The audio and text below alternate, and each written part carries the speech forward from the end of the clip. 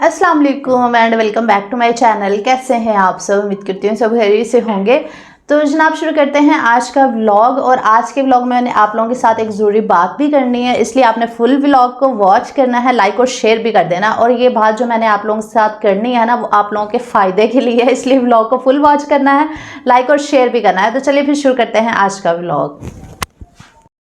तो जनाब आज का व्लॉग जो है वो स्टार्ट हो रहा है दोपहर के टाइम से। तो यहाँ पे अबीहा के लिए मैं नूडल्स बना रही थी। दरअसल अबीहा को ना नूडल्स बहुत ज़्यादा पसंद है और इसके बाबा वहाँ पे खाने नहीं देते। तो जब यहाँ पे आती है ना तो फिर इसकी होती है ख्वाहिश के मेरी सारी जितनी भी ख्वाहिशें हैं ना वो सारी पूरी किए जाएँ। तो फिर यहाँ पे मामू हैं, फिर नाना अबू हैं, वो सारी फिर इसकी बातें जो है ना वो मानने लग जाते हैं। तो मामू ने ला दिया, मैं हालांकि मना कर रही थी कि ना ला के दें, तो जाहिद भाई फिर भी ले आए। तो चलो मैंने कहा चले इसको बना देती हूँ यहाँ पे। और साथ में भाभी जो है वो कड़ी बना रही हैं। मुझे तो बहुत ज़्यादा पसंद है कड़ी पकौड़ा। तो बस भाभी की थोड़ी डिफरेंट रेसिपी है, वो इस तरह से बनाती हैं, लस्सी को रख के ना तो फिर अंदर मसाले वगैरह डाल देती हैं। वैसे फुल रेसिपी तो नहीं मैंने शूट की क्योंकि मुझे समझ ही नहीं आई कैसे बना रही थी और मैंने पूछी भी नहीं उनसे। मैंने कहा चले खैर है कोई बात नहीं, फिर कभी से ही आपके साथ शेयर कर दूँगी। तो असमा भी यहाँ पर हेल्प करवा रही थी, यहाँ पर आलू वगैरह छील रही थी। तो असमा पकौड़ों की यहाँ पर तैयारी कर रही थी, कटिंग वगैरह कर रही थी। अच्छा मैं बात कर रही थी अबीहा की कि जब बच्चे अपने ननिहाल में जाते हैं ना तो फिर बच्चे ना अपनी मर्ज़ी करते हैं, उनको पता होता है कि यहाँ पे हमें रोकने टोकने वाला कोई नहीं होगा। और इसी तरह ददयाल में जाते हैं, वहाँ पे भी ऐसे ही करते हैं। जैसे मेरी अम्मी अल्लाह बख्शे ज़िंदा थी तो तब ना अम्मी इसको कुछ भी नहीं कहने देती थी, इतना प्यार करती थी ना अबीहा के साथ। तो इसको कुछ कहना या डांटना ना तो आगे से अम्मी मुझे डांटती होती थी कि मेरी तीनों कुछ नहीं कहना है तो बहुत प्यार था ना अम्मी का इसके साथ। तो इसी तरह अब्बू भी बहुत प्यार करते हैं इसके साथ, इसको चीज़ दिलाएंगे, इसको बाहर ले जाएंगे, जो कहेगी वो करके देने लग जाते हैं। सारे ऐसे ही करते हैं। और इसके अलावा इसके दादा अब्बू हैं वो भी ऐसे ही करते हैं, वो भी इतना प्यार है ना इसके साथ। मतलब जो नाना अब्बू होते हैं, दादा अब्बू या दादी और नानी होती है ना, वो बच्चों को बहुत ज़्यादा लाड प्यार करते हैं। तो फिर बच्चे, हम लोग अक्सर कहते हैं कि हमारे बच्चे जो है ना वो नाना नानी दादा दादी ही बिगाड़ते हैं प्यार कर करके, लाड कर करके, कुछ कहने नहीं देते। अगर कुछ कह देना तो वो हमें डांटते हैं आगे से कि क्यों कहा है कुछ। तो अम्मी अक्सर कहा करती थी कि जो बच्चों के बच्चे होते हैं ना वो हमें ज़्यादा प्यारे लगते हैं। आप लोग हमारी औलाद है, हमें प्यारी लगती है, लेकिन आप लोगों की जो औलाद है ना वो आप लोगों से ज़्यादा हमें अजीज़ होती है, हमें उन पे ज़्यादा प्यार आता है। और ये वाकई हकीकत है कि जो बच्चों के बच्चे होते हैं ना वो ज़्यादा माँ बाप को प्यारे लगते हैं और उन पे ज़्यादा प्यार आता है। तो सम टाइम ज़्यादा प्यार बच्चों को फिर बिगाड़ भी देता है। और फिर हम अक्सर कहते हैं कि ये ननिहाल ने बिगाड़ दिया बच्चे को, ददयाल ने बिगाड़ दिया बच्चों को। इस तरह इसकी फुफ्फो हैं वो भी इतना प्यार करती हैं इससे, और इसकी खाला जो है वो भी ऐसे ही है, इसको कुछ नहीं कहती, इसकी हर बात मानेगी, जो कहेगी वो करने लग जाती है। तो यहाँ पे आके इसको यही है कि मेरी सारी ख्वाहिशें पूरी होंगी, मैं जो चाहूँगी वो करूँगी, और वाकई ऐसे ही होता है। अच्छा है, तो यहाँ पे अस्मा जो है पकोड़े बना रही थी, जैसा कि मैंने आपके साथ शेयर किया कि कड़ी बन रही थी। तो भाभी कह रही थी कि पकोड़ों में हमें जो भी मिल जाए ना घर में सब्जियां, हम वो डाल के तो बना लेते हैं, ज़रूरी नहीं कि आलू और पालक के ही बनाएं। तो इसमें अस्मा ने गाजर भी क्रश करके डाली है, इसके अलावा बैंगन भी डाले हैं, आलू भी डाले हैं, बंद गोभी और कसूरी मेथी, और बाकी वही जो मसाले होते हैं जैसे कि कुटी हुई लाल मिर्च, नमक, हरी मिर्चें और साबुत मोटा कुटा धनिया और साबुत मोटा कुटा ज़ीरा, ये सारी चीज़ें डाल के साथ में बेकिंग पाउडर, बेकिंग सोडे की एक चुटकी डाल के, तो बस यहाँ पे पकोड़े बन गए थे। मटीरियल बन गया था ना उसका। और इतनी कम गैस आती है ना यहाँ पे भी, इतनी मुश्किल से ये बेचारे जो है वो खाना बनाते हैं। तो कभी चली जाती है, कभी कम आ रही होती है, भाभी और अस्मा बेचारी खप जाती हैं दोनों इतनी कम गैस में खाना बनाती हैं। तो बस यहाँ पे कड़ी भी हमारी रेडी हो चुकी थी, ये देखिए कितनी गाढ़ी हो चुकी थी और बहुत मज़े की बनी थी। तो पकोड़े हमारे जो थे ना वो शैलो फ्राई करने थे, क्योंकि यहाँ पे और मेरे घर में भी और मेरे भाइयों के घर में भी ऑयल का ज़्यादा इस्तेमाल नहीं किया जाता, हम लोग कम ही इस्तेमाल करते हैं। तो यहाँ पे शैलो फ्राई ही कर लेते हैं पकोड़ों को, ऐसे फैला के डाल दिया ताकि दोनों साइडों पे ना ये अच्छे से कुक हो जाए, मतलब डीप फ्राई नहीं करते। तो चलिए आप लोग उतनी देर में जल्दी जल्दी वीडियो को लाइक कर दें, और चैनल पे नहीं हो जल्दी जल्दी सब्सक्राइब भी कर लें ताकि मज़े मज़े के व्लॉग्स जो है ना वो आप मिस ना कर सकें। और आजकल देखें मेरा चैनल कितना डाउन जा रहा है, मैंने आपके साथ शेयर किया था ना कि बहुत ज़्यादा डाउन हो गया, कि $100 भी मेरी इनकम नहीं बन रही है आजकल, इतना डाउन है।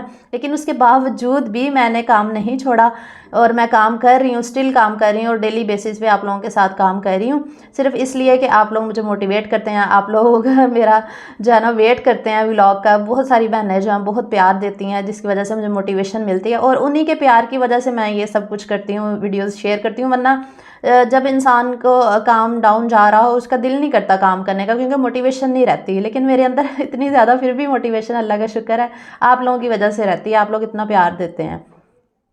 तो ये देख लें जी, कड़ी की फाइनल लुक थी। तो बस हमने खाना खाया दोपहर का, और फिर शाम को भाभी ने ये बनाए थे, सालन बनाया था। ये लेग पीसीस पड़े हुए थे ना, इसका ग्रेवी और साथ चाय बन रही है यहाँ पे।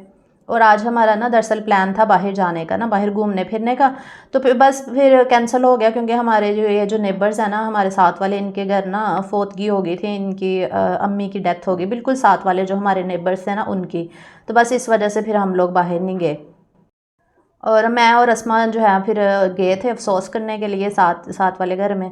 और वहाँ पे मतलब उनकी वालदा काफ़ी बीमार थी, ऑक्सीजन पे थी हॉस्पिटल में। मैंने उनसे पूछा ना, तो वो बता रही थी कि काफ़ी ओल्ड एज थी, मतलब उनकी वालदा जो फोत हुई हैं। बच्चों की ना छोटे छोटे बच्चे फिर रहे थे, दादो दादू कह रहे थे ना, उनकी दादू फोत हुई हैं।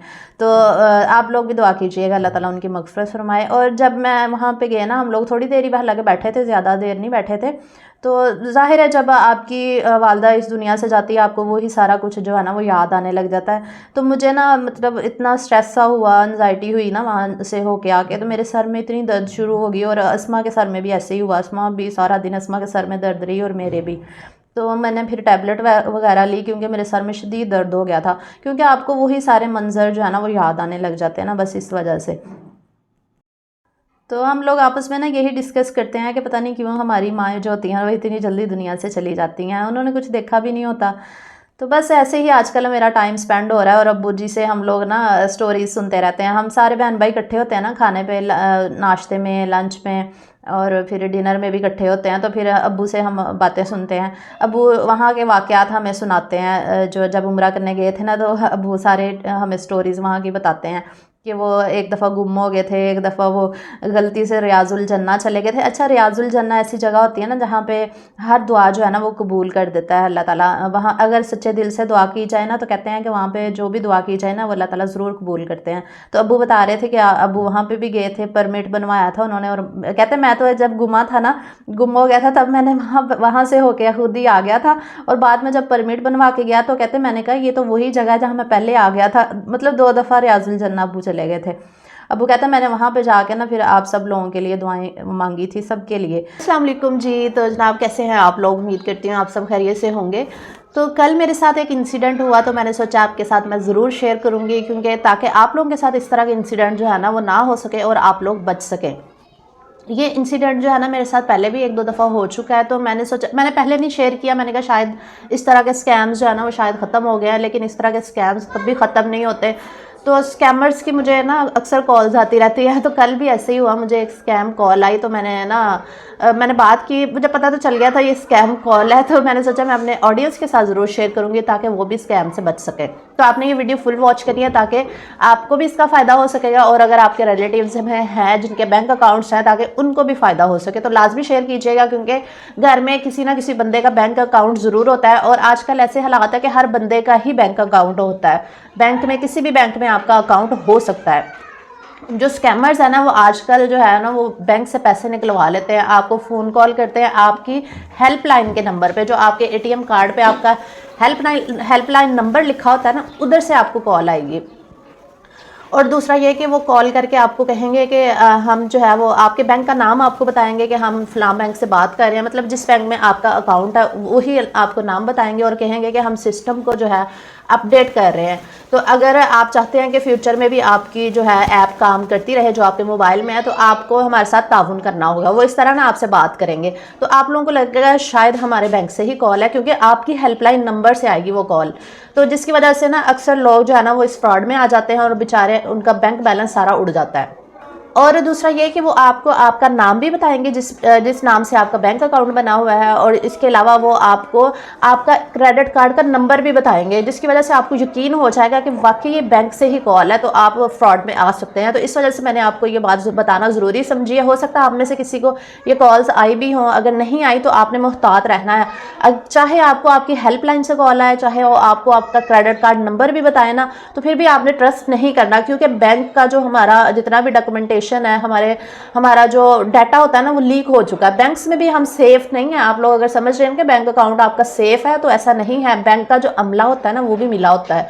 हो सकता है कि बैंक का कोई बंदा मिला हो स्कैमर्स के साथ, तो वो उसको भी उसमें से कोई ना कोई हिस्सा मिलता होगा, जिसकी वजह से वो लोग ये काम कर रहे हैं। क्योंकि स्कैमर्स के पास हमारा जो एटीएम कार्ड नंबर कैसे चला गया, और दूसरा ये कि हमारा मोबाइल नंबर स्कैमर्स के पास कैसा चला गया, और हमारा आईडी कार्ड नंबर, इसके अलावा तमाम इन्फॉर्मेशन जो हमारी सीक्रेट होती है वो सारी स्कैमर्स के पास होती है। तो वो उनके पास कैसे आई है, इसका मतलब तो यही होता है ना कि बैंक का जो अमला होता है ना वो आपस में मिला हुआ है, या बैंक का कोई ना कोई बंदा तो आपस में मिला हुआ है जो उनको डाटा जो है वो पर्सनल डाटा हमारा प्रोवाइड कर रहा है, जिसकी वजह से वो लोग कॉल्स करके हमें स्कैम कर रहे हैं। तो ये वीडियो बनाने का मकसद सिर्फ ये था कि मैं अपनी ऑडियंस को भी बता सकूं कि अगर आपको आपकी हेल्पलाइन की नंबर से भी कॉल आती है तो आपने मुहतात रहना है, आपने उनकी बात नहीं सुननी, और ना ही आपने उनको कोड कोई बताना। वो आपके नंबर पे भी आपको कोड कोई सेंड करेंगे और कहेंगे कि ये कोड हमें बता दें, हमने आपकी ऐप को अपडेट करना है ताकि आप फ्यूचर में पेमेंट्स रिसीव कर सकें या जो भी है। तो आपने उनको वो कोड नहीं बताना। अगर आपने कोड बता दिया तो आपका बैंक बैलेंस सारा उड़ा लिया जाएगा, सारा वो अपना निकाल लेंगे आपके बैंक में जितने भी पैसे होंगे। तो ये मेरे साथ 2 दफ़ा ये हो चुका है। तो पहले भी मैंने इग्नोर कर दिया, मैंने आप लोगों के साथ नहीं शेयर किया, लेकिन ये दूसरी दफ़ा ये कल की बात है, मुझे दोबारा से कॉल आई है ना मेरे बैंक के नंबर से। बैंक की जो मेरी हेल्पलाइन है, जो मेरे एटीएम कार्ड पे हेल्पलाइन नंबर लिखा हुआ है ना, उस नंबर से मुझे कॉल आई है, और उन्होंने मुझे मेरा नाम बताया, मेरा आईडी कार्ड नंबर बताया, सारी इन्फॉर्मेशन मुझे बताई, ताकि वो ये चाह रहे थे ना कि इनको यकीन हो जाए कि ये असली कॉल है, इनके बैंक से ही कॉल है। उसके बाद उन्होंने मेरा एटीएम नंबर भी मुझे बताया, एटीएम कार्ड का जो मेरा नंबर था ना। मैं हैरान हो रही थी कि इनके पास ये कैसे सारी इन्फॉर्मेशन चली जाती है। इतने बड़े बड़े स्कैम हो रहे हैं, तो आप लोगों ने बच के रहना है। तो आप लोगों के साथ भी ऐसा हो सकता है। अगर आपका अकाउंट है किसी भी बैंक में, अगर आपके हस्बैंड का है, आपके रिश्तेदारों में किसी का है, या आपके भाइयों का है, तो ये वीडियो आगे उनके साथ शेयर करें ताकि वो सब लोग भी स्कैम से बच सकें। तो जब मुझे दूसरी दफ़ा कॉल आई, अच्छा जब मुझे फर्स्ट टाइम आई ना तब मैं खानेवाल में थी, जब हम शिफ्टिंग कर रहे थे ना, तब की बात है, ये 6-7 माह पहले। तो उस वक्त मुझे कॉल आई थी, तो उस वक्त मैं भी परेशान हो गई थी। मुझे ना टेंशन लगी, मुझे लगा वाकई बैंक से कॉल है, लेकिन फिर मैंने सोचा कि नहीं, ये बैंक से नहीं हो सकती, ये फेक और फ्रॉड ही है। तो मैंने शुक्र है कि उनको कुछ नहीं, कोई इन्फॉर्मेशन नहीं दी, क्योंकि हम लोगों के साथ ये हादसात हो चुके हैं पहले भी। तो जब मुझे दोबारा कल कॉल आई ना उनकी, तो मैंने तो आगे से बेइज्जती की उनकी और कॉल को बंद कर दिया, और दोबारा नहीं उनको कॉल आई। उनको पता चल गया था कि इस बंदे को पता है कि हम स्कैमर्स हैं। अच्छा, तो इसके अलावा आपको पता है जायज़ कैश में भी फ्रॉड इतना ज़्यादा हो गया हुआ है। जायज़ कैश से तो मेरे हस्बैंड का जो है ना वो पैसे भी निकलवा लिए थे उन्होंने, और इसके अलावा मेरे भाई के साथ, राहत भाई के साथ भी ये हुआ था, उनके भी पैसे निकाल लिए गए थे। वो भी फेक इन्फॉर्मेशन, मतलब रियल इन्फॉर्मेशन जो है ना उनके पास चली गई थी, क्योंकि जायज़ कैश के बंदे भी आपस में मिले हुए थे, उन्होंने मिल के ये सारा काम किया। क्योंकि इन लोगों को तो नहीं ना पता था कि ये इन्फॉर्मेशन स्कैमर्स के पास कैसे चली गई। ये पिछले साल की बात है, जायज़ कैश ने बहुत बड़े फ्रॉड किए थे। तो आप लोगों ने जायज़ कैश से भी बच के रहना है, और इसके अलावा बैंक में कोई अगर आपके अकाउंट्स हैं तो वो भी आपने एहतियात करनी है। अच्छा, ये वीडियो बनाने का मकसद जो है ना वो आपको अवेयर करना था, ताकि आप लोग जो है ना स्कैमर से बच सकें। और भी बहुत सारी एग्जांपल्स हैं। अच्छा, जब जायज़ कैश का फ्रॉड हुआ था ना, तब ऐसे हुआ था कि जायज़ कैश वालों ने ना पेमेंट्स जो है ना वो फंस जाती थी। जब हम पेमेंट ट्रांसफ़र करते हैं ना अपने बैंक अकाउंट में, तो जायज़ कैश में ना वो पेमेंट पता नहीं कहाँ चली जाती थी, वो आती नहीं थी बैंक में। तो जब हम कंप्लेन करके उनको कंप्लेन करते थे ना हेल्पलाइन पे कि हमारी पेमेंट जो है ना वो फंस गई है, हमारे बैंक में रिसीव नहीं हुई, तो वो आगे से ना हमारी कंप्लेन लिख लेते थे और कहते थे हम आपके ना जल्द मसला हल कर देंगे। मेरे हस्बैंड के साथ भी ऐसे हुआ और भाई के साथ भी ऐसे हुआ। शुक्र है कि हस्बैंड के तो 10,000 ही गए थे, और लेकिन भाई का काफ़ी ज़्यादा बड़ा नुकसान हुआ था, उनका 80,000 चला गया था। तो इस तरह हुआ कि उन्होंने दरअसल इन लोगों ने कंप्लेंट्स करवाई हुई थी जायज़ कैश में ना, क्योंकि इनकी पेमेंट फंस गई थी। तो फिर वो स्कैमर्स को पता था कि इनकी पेमेंट फंसी हुई है, तो उन्होंने ना हेल्पलाइन का बंदा बन के बात की। उन्हीं की हेल्पलाइन में, जायज़ कैश की हेल्पलाइन से ही कॉल आई थी। तो इनको क्या पता कि ये हेल्पलाइन से जो कॉल आई है, ये जो स्कैमर्स हैं, इनको तो नहीं ना पता चल सकता। अच्छा, फिर ये हुआ कि उन्होंने ना कहा कि हम आपने कंप्लेन की हुई है। इन्होंने कहा कि हाँ जी हमने कंप्लेन की हुई है, हमारी पेमेंट के इश्यूज़ आ रहे हैं, हमारी पेमेंट जो है ना वो फंस गई है, वो आगे ट्रांसफ़र नहीं हो रही। तो उन्होंने सारी इन्फॉर्मेशन ना, कंप्लेन नंबर भी इनको बताया, ताकि ट्रस्ट डेवलप कर सके ना कि हम बाकी जो है ना वो हेल्पलाइन से कॉल कर रहे हैं और हम आपका मसला हल करने की कोशिश कर रहे हैं। इनको उन्होंने ये कहा तो आप ये कोड हमें बता दें ताकि हम ये कोड लगा सकें और आपकी कंप्लेन जो है ना वो ठीक हो सके, आपकी पेमेंट ट्रांसफ़र हो जाएगी। इन लोगों को नहीं पता था बेचारों का, इन्होंने कोड बता दिया। और मेरे हस्बैंड के तो फ़ौरन 10,000 ही था जायज़ कैश में, शुक्र है ज़्यादा अमाउंट नहीं थी, वो फ़ौरन उसने विदड्रॉ करवा लिए। इस तरह राहत भाई के साथ भी ऐसे ही हुआ, उनको भी ऐसे ही कॉल आई और उन बेचारों का तो ज़्यादा पैसा था, 80,000 था, उसने 80,000 विदड्रॉ करवा लिया इसी तरह कॉल करके ना। और बाद में इतनी कंप्लेंट्स बेचारों ने करवाई, पुलिस स्टेशन भी गए इधर उधर, लेकिन 1 रुपया भी अभी तक वापस नहीं मिला। 1 साल हो गया इस बात को। तो आप लोगों ने काइंडली बच के रहना है इस फ्रॉड से, इस स्कैम से। और दूसरा ये कि आजकल व्हाट्सएप के थ्रू भी स्कैम्स हो रहे हैं, तो आपने व्हाट्सएप के थ्रू भी बच के रहना। लोगों को ना नौकरियों का झांसा दे के ना फंसा रहे हैं और कहते हैं कि इतने पैसे जमा करवाओ, इतने करवाओ, फिर आपको डबल पैसे मिलेंगे। कल शाहिद भाई बता रहे थे कि उनको ना व्हाट्सएप के ना किसी ने मैसेज किया, किसी कंपनी की तरफ से आया कि आपने बस ये हमने आपको जो लिंक दिया ना, वहाँ पे जाके आपने रिव्यू लगाना है, तो आपको 600 फ़ौरन आपके जायज़ कैश में आ जाएगा। तो भाई कहते हैं मुझे पता तो चल गया था ये स्कैम है, तो कहते हैं मैंने कहा चले मैं ट्राई करता हूँ। उन्होंने जाके ना रिव्यू लगा दिया और उन्होंने वाकई 600 ना भाई के। अच्छा, तो भाई कहता है कि उन्होंने ना मुझे वाकई में 600 भेज दिया मेरे जायज़ कैश में ना, ताकि ट्रस्ट डेवलप हो सके ना कि वाकई हम पैसे सेंड करते हैं। और उसके बाद ना फिर उन्होंने एक छोटा सा टास्क दिया कि आप ये भी करें तो आपको 600 रुपया और मिलेगा। तो भाई कहते हैं कि चलो मैं भी इनको चूना लगाता हूँ। तो भाई ने ना वो काम भी जाके कर दिया और उन्होंने ना वाकई 600 रुपया फिर भेज दिया। मतलब 2 दफ़ा उन्होंने भेजा कि ताकि इस बंदे का ट्रस्ट डेवलप कर सके। और दूसरा ये कि वो व्हाट्सएप के जरिए आपसे बात करते हैं और फिर कहते हैं कि आप टेलीग्राम पे आ जाएं। आपको पता है ज़्यादातर फ्रॉड जो होते हैं ना वो टेलीग्राम पे ही होते हैं। फिर उसके बाद भाई कहता है कि मैं टेलीग्राम पे गया तो मुझे कहते हैं कि आप 7000 भेजें, हम आपको ना 9000 भेजेंगे थोड़ी देर में। तो भाई कहते हैं मैंने कहा कि जाओ काम करो जाके, कोई 7000 नहीं है मेरे को। उनको पता चल गया था लगे ये फ्रॉड है। दरअसल उनको पहले ही पता था, वो भी उनके साथ आगे से फ्रॉड कर रहे थे। तो भाई कहते हैं फिर मैंने उनको नहीं सेंड किए।